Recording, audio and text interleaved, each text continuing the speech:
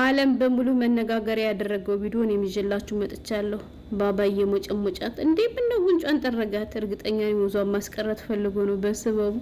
ከዚህ ላይ ያሳዘነችኝ ህፃናኖች ወላይ እሷን ለማቀፍ ያላት ጉጉት መዳም ደገመችው። እድሏን አላገኘችውም ህፃኗ ማለት ነው። አሁን ግን እድል ቀናት እናቀፈቻት። ከዚህ ላይ ደግሞ አያትየዋ ነች። እንዴት እንደምታሳዝን እዩዋት። እዚህ ላይም እየተላቀሱ ነበር ማለት ነው።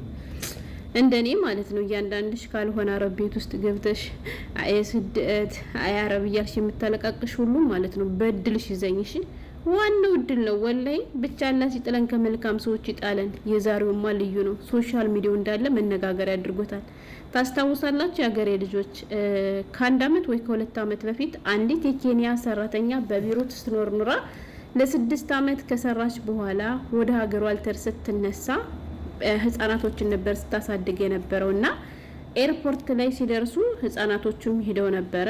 የምሰራባቸው ሰዎችም ደግሞ የሶሻል ሚዲያ ሰዎች ቲክቶከሮች ስለነበሩ ፌመሶች ስለነበሩ እና ወደ ሶሻል ሚዲያ ይዟቸው ይወጡ ነበር ልጆቻቸውንም ሰራተኛይቱንም እና ወደ ኤርፖርት ሸኟትም ልጆችም አብረው ሄደው ስለነበረ ኤርፖርቱን ቀውጠው ባንድ እግሩ አቁመውት ያለም ትልልቅ ሚዲያዎች ሁሉ ዘግበውት በእኛ ሀገር ራሱ እነ አቤዲዮና ልጆች ምናምን እኛ ጋር ራሱ ትልልቅ ሚዲያዎች ዘግበውት ያቺ ሰራተኛ መነጋገሪያ ሆና ነበር ማለት ነው። ለ6 አመት ያክል አረብ ቤት ውስጥ ስትሰራ ማንም አያውቃትም። ግን በዛች በአንድ ቀን አጋጣሚ በእርግጥ እሷ ያቺ አንድ ቀን አጋጣሚ ናት አልናት እንጂ የ6 አመት ድካሟ የወጣችበት ወይንም የታየችባት እለት ነበረች። እንዲሁም ደግሞ ለህይወቷ መቀየር ምክንያት የሆነችበት ቀን ነበረች ማለት ነው። እናማ ህፃናትን የምትይዙ ልጆች በደንብ ተንከባከባችሁ። ምን ላችሁ ፈልጌ ነው ያቺ ልጅ ምንድነው የሆነችው? ዓለም መነጋገሪያ ሲያደርጋት የራሷ የሀገሯ የኬንያ መንግስት በሚገባ አቀባበል አድርጎላት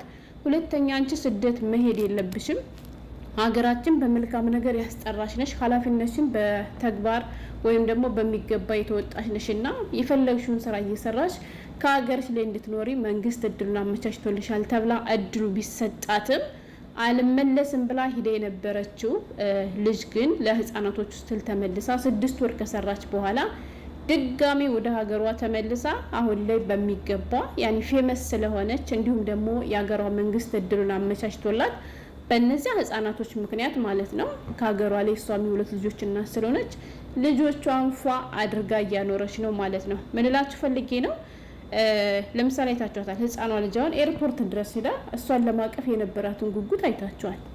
አንድ አረቦች ልጆቻቸውን የሚወድላቸውን ሰራተኛ ይወዳሉ፣ ምክንያቱም በልጆቻቸው ስለማይደራደሩ። ስለዚህ ለልጆቻቸው መልካም ስትሆኑ በልጆች ምክንያት ለእናንተ ደግሞ የተሻለ ነገር እነዚህ አሰሪዎች ሊያደርጉላችሁ ይችላሉ። ሁሎችንም እያልኳችሁ አይደለም፣ እንዳልኳችሁ አላህ ሲጥልን ከመልካሞች ከጣልን ገባችሁ። እና ያቺ ሮዛ የምትባለው ልጅ አንድ በአለም ታዋቂ ሆነች፣ 2 የሀገሯ መንግስት የስራ እድል አመቻቸላት፣ 3 ከሸቃላነት ወጣች። ብቻ ብዙ ነገር በምን ምክንያት? በእነዚያ ህፃናቶች ምክንያት ገባችሁ።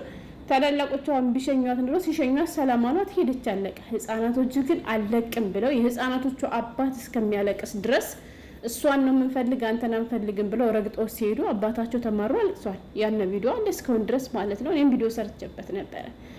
እናማ ሸቃሪ ተሳካላችሁ እንደዚህ ሀገር ልብስ እየተኮሰኝ ትከምራለች፣ ምግብ አይነት ትሰራለች። ነገ ልተር ስትል የልብስ ወጥቶ መቼም አለቅስላትም። ነገ ልተር ስትል መቼም ያን ስትሰራበት የኖረችው ድስት ወጥቶ አይመሰክርላትም። ህፃን የምትሉ ልጆች በአንዳንድ በኩል ጥሩ እድል ነውና ህፃናቶችን በሚገባ ያዙ። የድካማችሁ ውጤት መጨረሻ ላይ ልታገኙ ስለምትችሉ ለማለት ያክል ነው። እሺ ወደ መጣሁበት ልጅ ሰላም አላልኳችሁም፣ ችግር የለም ሰላማችሁ ይብዛ ብቻ ማለት ነው። ያገሬ ልጆች አበይነሽን ብዙዎቻችን እናውቃታለን።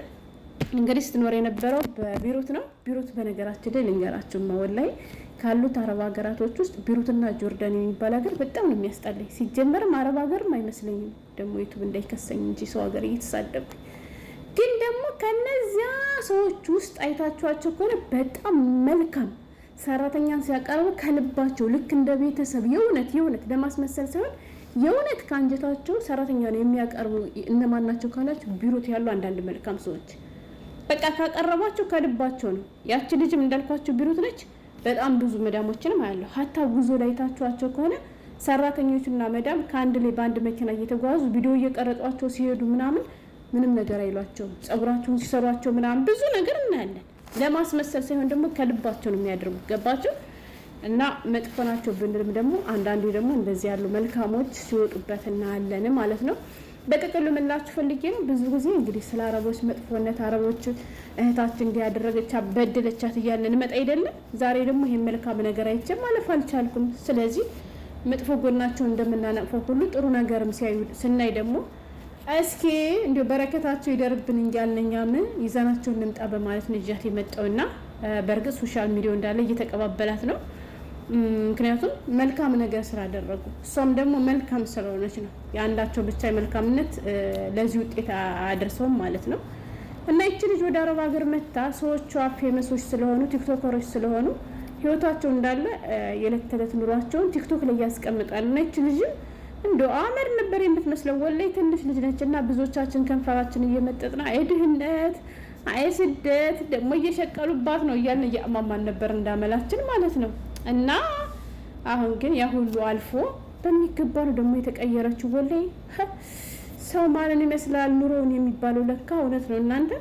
ያቺ ጭጩ ልጅ ያቺ ጥቁር ልጅ እንደዚህ የምር ብሎባት እንድተር ደግሞ እንግዲህ ከመልካም ሰው ስለጣላት አለ። በዚያ ስበብ ብዙ ለውጦችን አይቼባታለሁ። እና ሸቀሉባት እያለ ነበረ።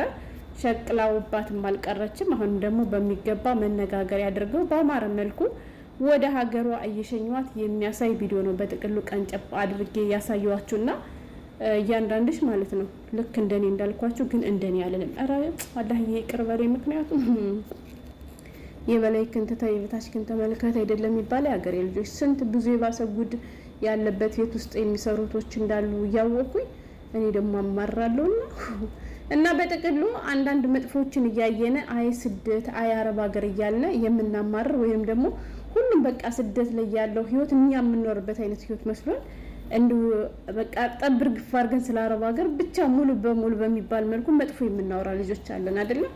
ግን እድል ነው ወላሂ እድል ነው። አላህ ሲጥለን ብቻ ከመልካም ሰው ይጣለን የሀገሬ ልጆችና እንዴት አሳምሮ ሰራተኞቻቸው እንደሚይዙ ልክ እንደ ቤተሰብ ተግባብተው ኑረው ሲሄዱም እንደዚህ አምሮባቸው የሚሸኙ እንዳሉም እያየን ነው።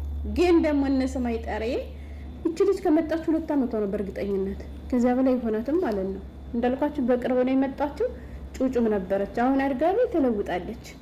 እነሰማይ ጠሬ ደግሞ 10 አመት 78 አመት ካስፈጉ በኋላ የምትሄድበት የበረራን ቀን እንኳን ሳይናገሩ ትኬት ቆርጠው ይሄው በረራሽ ዛሬ ነው ብለው እንጥል የሚቆርጡ አሳየጠበሰች እንዳለ ሹፌር ውጭ ላይ ቆሟል። ይሄው ትኬት ብሎ የሚያሳፍር ወላሂ እኔ ያሳየጠበሰች አንዲት ልጅ የተሳፈረች ልጅ አውቃለሁ። እሱ ምንድነው የሷ ታሪክ ደግሞ ጓደኛ ማቾች ቤት እየሰሩ ነው የሚሰሩትና ለምሳሌ ነው ያለው አይደለ ከኔ ከመዳሚ ጓደኛ ቤት የምሰራ ጋር እኔ ጓደኛ ከሆንኩኝ ዛሬ እኮ የኔ መዳም ከእናንተ ትመጣለች ምናምን ዝግጅት ብላ በዚያ ምክንያት አወርተው ነውና ይችኝቱ ያወራቻትን ደግሞ ለዛችኝቱ መዳም ሄዳ ተናግራ ከዛችኝቱ መዳም ደግሞ ለጓደኛዋ ደውላ ሰራተኛሽ እኮ ለሰራተኛ እንደዚህ አለቻት ስትላት ለምን የቤቴን ገመና ታወሪያለሽ ብላ ነው የተባለው። እንግዲህ በዚያ ምክንያት ብቻ አሳ እየጠበሰች እያለ አሳ በጠበሰችበት ልብሷ ያሳፈረቻት ልጅን ያውቃለሁ።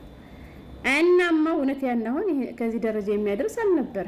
ግን አንዳንድ ሁለት አቤቶች አሉ። እናማ እንደው አላህ ከመልካም ሰዎች ጣለን ነው ሸቃሎች።